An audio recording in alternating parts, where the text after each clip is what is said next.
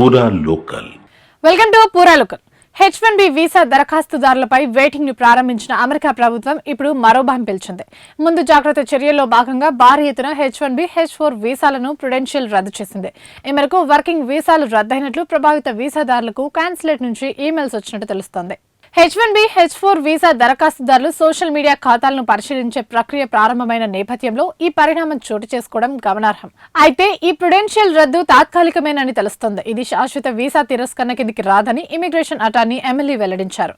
ఈ తాత్కాలిక వీసా రద్దు వీసాదారుల చట్టబద్ధ నివాస హక్కును ప్రభావితం చేయదు. కానీ తదుపరి వీసా అపాయింట్మెంట్ సమయంలో దీన్ని పరిగణలోకి తీసుకుని వారి దరఖాస్తులను మరింత క్షుణ్ణంగా పరిశీలించే అవకాశం ఉందని కూడా పేర్కొన్నారు. వీసాదారుల చట్టబద్ధ నివాస అర్హతలో ఏదైనా సమస్య ఉందని ప్రభుత్వం అనుమానించిన సమయంలో విదేశాంగ శాఖ వివేకవంతంగా వీసా రద్దుపై నిర్ణయం తీసుకుంటుంది. దీన్నే ప్రుడెన్షియల్ వీసా రివోకేషన్ గా పిలుస్తారు. అయితే ఇలా తాత్కాలికంగా రద్దు చేసినప్పటికీ వీసాదారులు తమ గడువు పూర్తయ్యే వరకు అమెరికాలో నివాసం కొనసాగించవచ్చు. అయితే ఒకసారి అగ్రరాజ్యం నుంచి బయటకు వెళ్తే వీసా గడువు ఉన్నప్పటికీ మళ్లీ అమెరికాలోకి ప్రవేశం అవకాశం ఉండదు.